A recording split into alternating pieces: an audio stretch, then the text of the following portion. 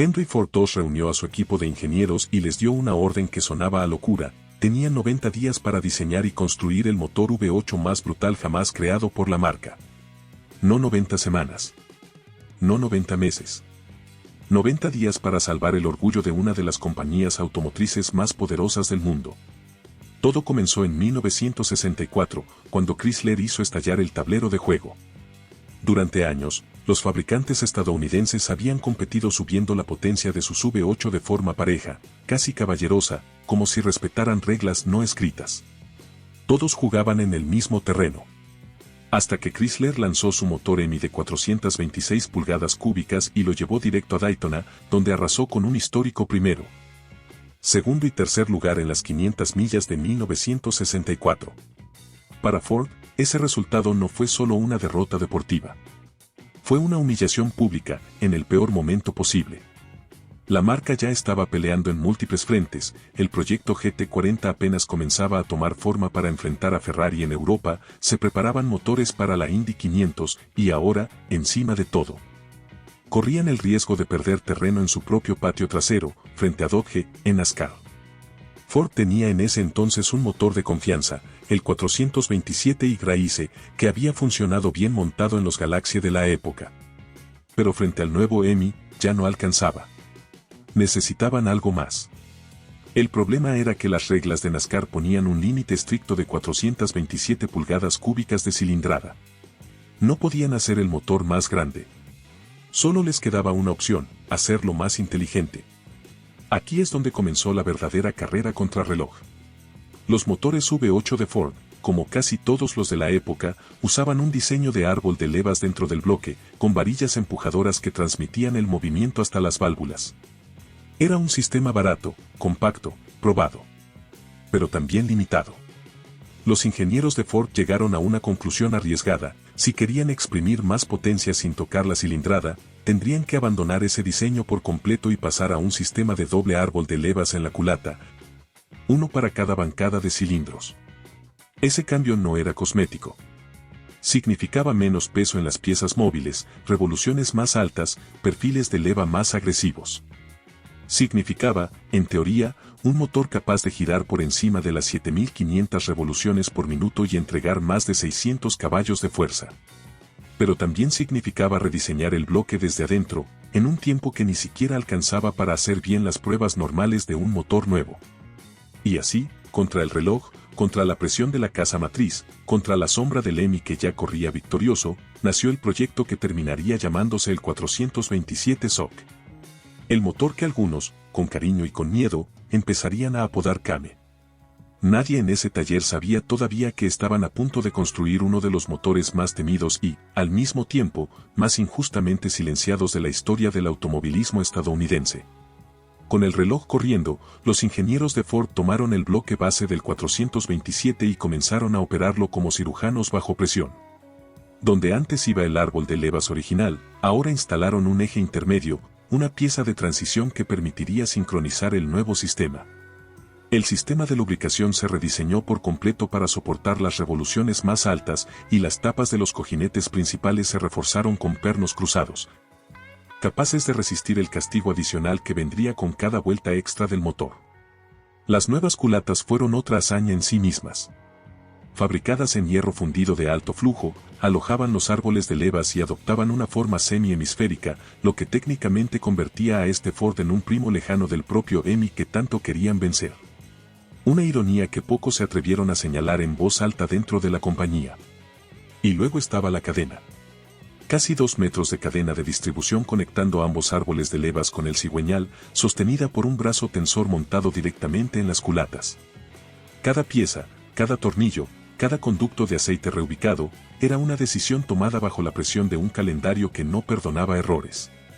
Cuando finalmente encendieron el motor por primera vez, los números hablaron por sí solos.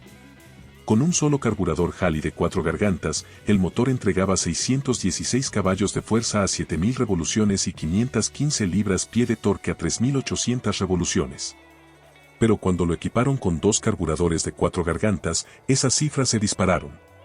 657 caballos a 7500 revoluciones y 575 libras-pie de torque a 4200 revoluciones. Eran números que en 1964 sonaban casi a ciencia ficción. Un motor capaz, en teoría, de aplastar no solo al Hemi de Chrysler, sino a cualquier cosa que rodara sobre el óvalo de Daytona. Los ingenieros de Ford habían cumplido lo imposible. Habían construido, en menos de 3 meses, un arma capaz de cambiar la historia de las carreras estadounidenses. Nadie en ese taller se imaginaba que la verdadera pelea todavía no había comenzado. Y que esta vez, el rival no estaría sobre la pista. Bill France, el hombre que gobernaba NASCAR con mano de hierro, observó el nuevo motor de Ford y tomó una decisión que cambiaría el destino del Kame para siempre. A sus ojos, ese doble árbol de levas en la culata era una tecnología demasiado sofisticada, demasiado europea, para el espíritu de la categoría. No importaba que fuera, en esencia, el mismo bloque 427 que ya corría legalmente. No importaba que hubiera nacido bajo las mismas reglas de cilindrada. France decidió que ni el Hemi de Chrysler ni el nuevo SOC de Ford tenían lugar en las pistas de NASCAR a partir de 1965. La justificación oficial hablaba de preservar la esencia de las carreras de producción.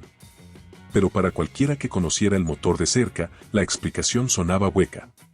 Aquí no había trampa técnica, no había pieza ilegal escondida bajo el capó.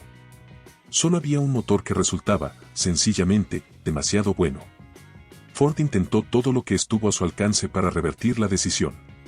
Cartas, reuniones, presión desde las oficinas centrales. Nada funcionó. Bill France no dio marcha atrás, y de la noche a la mañana, meses de trabajo febril, de noche sin dormir, de un equipo entero jugándose el prestigio de la marca, quedaron reducidos a un montón de piezas acumulando polvo en un almacén. Imaginemos por un segundo lo que eso significó puertas adentro de Ford. Un motor capaz de dominar el óvalo más importante del país, condenado a nunca pisarlo. Ingenieros que habían resuelto en 90 días un problema que parecía imposible, viendo cómo su creación quedaba silenciada por una firma en un papel. Había algo profundamente injusto en todo esto, y en la fábrica lo sabían. Pero Ford no era una compañía que se rindiera fácilmente. Si NASCAR no quería su motor, encontrarían otro escenario donde el Kame pudiera rugir sin restricciones.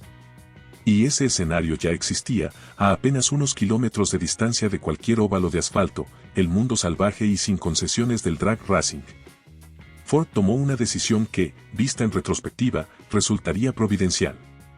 En lugar de dejar que el 427 SOC muriera enterrado en un almacén, decidieron ponerlo en las manos de los pilotos más veloces del cuarto de milla. Nombres como Connie Kalita y Sneaky Pete Robinson recibieron la confianza de Ford para llevar este motor prohibido a un terreno donde nadie preguntaría si era demasiado sofisticado, demasiado europeo, demasiado bueno. En cuestión de meses quedó claro que el Kame no solo sobrevivía fuera de NASCAR. Prosperaba. Estos motores, ahora sobrealimentados y empujados hasta límites que sus propios creadores jamás habían imaginado, comenzaron a aparecer en los dragsters top fuel más rápidos del país. Ya no hablábamos de un motor de auto de calle adaptado a la competencia. Hablábamos de una bestia diseñada desde cero para destruir récords. Connie Kalita fue de los primeros en llevar el 427 SOC al límite absoluto y se le atribuye haber sido el primer piloto en superar las 200 millas por hora en el cuarto de milla con este motor. Allá por 1965. Aunque otros pilotos de la época disputarían quién llegó primero a esa marca, algo quedaba fuera de discusión, el Kame había encontrado, por fin, el escenario que merecía. Pero la gloria tenía un precio. Y ese precio empezaba a notarse cada vez que uno de estos motores terminaba destrozado en el fondo de un bloque partido. Ed Pink, uno de los preparadores más respetados de la época, lo resumió con una frase que se volvería casi una leyenda dentro del ambiente. Este motor había sido diseñado para manejar quizás 750 caballos de fuerza, y ellos le estaban exigiendo 2500. Con esa clase de castigo, consideraban un triunfo lograr apenas 4 corridas de clasificación y 4 de eliminación antes de que el cigüeñal terminara literalmente tirado en el fondo de un bloque hecho pedazos. Piénsenlo un momento. Un motor empujado a más de 3 veces la potencia para la que fue concebido, sobreviviendo apenas un puñado de carreras antes de autodestruirse. Cualquier otro proyecto se habría abandonado ahí mismo. Pero el potencial que asomaba entre tanta destrucción era tan evidente, tan innegable, que en lugar de alejar a los equipos, los atraía cada vez más. Más dinero, más ingeniería, más obsesión se volcaron sobre este motor imposible. El Kame no tardó en filtrarse también hacia la categoría AFX, primero en 1965 con los Comet 427 respaldados de fábrica, y luego en 1966 con nuevas versiones perfeccionadas. Entre 1964 y 1967, Ford produciría un estimado de 5.427 motores SOC en formato crack, listos para ser instalados en una variedad de autos de competición construidos específicamente para explotar su potencial. Ninguno de ellos terminaría jamás en un auto de producción en serie. Su destino siempre fue la pista, no la calle. Y en cada nivel donde apareció, el 427 SOC se convirtió en un rival temido. Dino Don Nicholson construyó con este motor un historial de 130 victorias contra apenas 10 derrotas al volante de sus Mercury equipados con el Kame. Un dominio tan aplastante que resultaba casi cómico pensar que este mismo motor había sido considerado, apenas un par de años antes, indigno de correr en NASCAR. A lo largo de esos años, el 427 SOC ayudaría a sumar cientos, probablemente miles de victorias para pilotos a lo largo y ancho del país. Todo gracias a un motor Frankenstein diseñado en apenas 90 días bajo la presión de una guerra corporativa contra Chrysler. Un motor que nunca debería haber existido con ese nivel de sofisticación en el tiempo que le dieron, y que sin embargo terminó convirtiéndose en una leyenda absoluta del drag racing estadounidense. Había algo casi poético en todo esto. El motor que NASCAR había rechazado por considerarlo una amenaza injusta terminó reinando, sin oposición seria, en otro rincón del automovilismo. La prohibición que parecía una sentencia de muerte se transformó, sin que nadie lo planeara, en el origen de su leyenda. Pero como toda leyenda nacida de la escasez, el 427 SOC también tenía un final marcado por sus propias limitaciones. Y ese final llegaría no por decisión de ningún organismo regulador, sino por algo mucho más simple, la falta de piezas. Con apenas poco más de 5.000 unidades fabricadas, encontrar repuestos para el Kame se volvió cada vez más complicado a medida que pasaban los años. Los equipos que alguna vez lo llevaron a la victoria comenzaron, uno a uno, a dejarlo de lado, no porque hubiera dejado de ser competitivo, sino simplemente porque mantenerlo con vida se volvía una batalla logística imposible de ganar. Así, el motor que había nacido de una crisis, que había sido diseñado en un tiempo récord para salvar el orgullo de una marca, que había sido silenciado injustamente por la organización que gobernaba las carreras más importantes del país y que había encontrado redención en el mundo brutal del drag racing, terminó retirándose no por derrota, sino por desgaste natural. Casi como si su historia necesitara ese último giro de ironía para completarse. Hoy, décadas después, el 427 SOC es considerado casi universalmente uno de los motores V8 más grandes jamás construidos. Incluso quienes nunca sintieron simpatía por el óvalo azul de Ford tienen dificultades para negarle ese lugar en la historia. Su rareza, combinada con su leyenda, lo ha convertido también en una de las piezas más codiciadas del coleccionismo automotriz. En los últimos años, 3 unidades de este motor han salido a subasta en Brina Trailer, alcanzando cifras de $45,000, $60,000 y, en un caso extraordinario, $140,000. Números que, para un motor que nunca llegó a instalarse en un solo auto de producción en serie, resultan casi inimaginables. Lo verdaderamente fascinante de esta historia no es solo la potencia bruta del motor, ni siquiera la injusticia de su prohibición.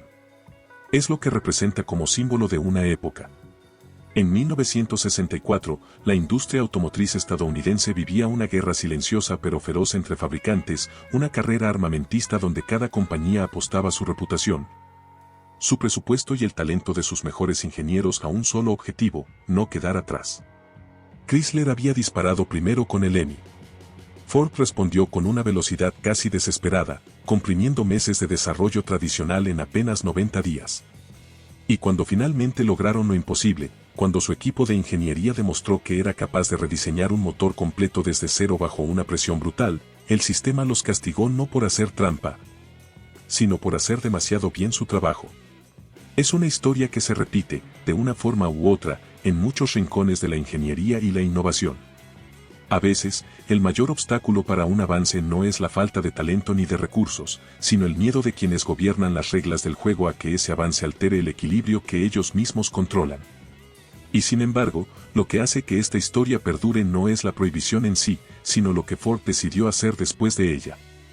En lugar de resignarse, en lugar de dejar que ese motor muriera en el olvido, encontraron otro campo de batalla donde demostrar su valor.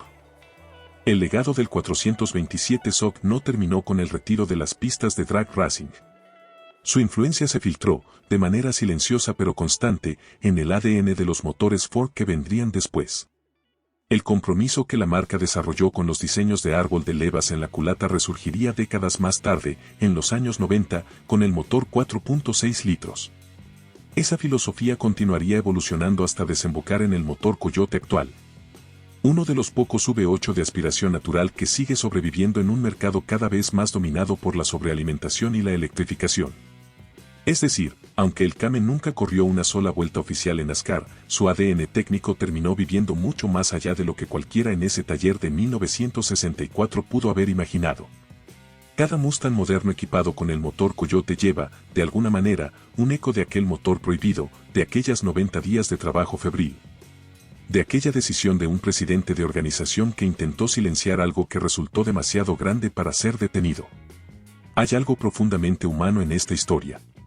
La de un equipo que, frente a un plazo imposible y una amenaza existencial para su marca, encontró en la presión no un obstáculo, sino un catalizador. La de una creación que fue rechazada por el escenario para el que fue diseñada, y que sin embargo encontró la forma de dejar una huella imborrable en otro terreno completamente distinto. Al final, la pregunta que queda flotando no es si el 427 SOC merecía correr en Daytona. Esa batalla ya fue librada, y perdida, hace más de 60 años. La verdadera pregunta es qué habría pasado si Bill France hubiera dejado correr a este motor tal como fue concebido. ¿Habría dominado sin oposición el óvalo más importante de Estados Unidos? ¿Habría cambiado para siempre el curso de NASCAR? Nunca lo sabremos con certeza, y quizás esa incertidumbre sea, en el fondo, parte de lo que mantiene viva su leyenda. Lo que sí sabemos es esto: un grupo de ingenieros, bajo una presión que pocos proyectos de la industria automotriz han enfrentado jamás, logró en 90 días lo que debería haber tomado años. Construyeron un motor tan avanzado, tan potente, tan fuera de lo común para su época, que la propia organización que gobernaba las carreras decidió que era mejor prohibirlo que enfrentarlo en igualdad de condiciones. Y aún así, ese motor encontró la manera de imponerse. En el drag racing, en las subastas millonarias de hoy, en el respeto casi unánime de quienes conocen su historia y en el propio ADN de los motores Ford que circulan por las calles en la actualidad.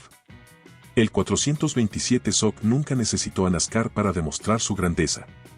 Solo necesitó tiempo y una segunda oportunidad para que el mundo entero terminara reconociendo lo que Ford ya sabía desde el primer día: habían construido, en apenas 90 días, uno de los motores V8 más extraordinarios de toda la historia del automovilismo.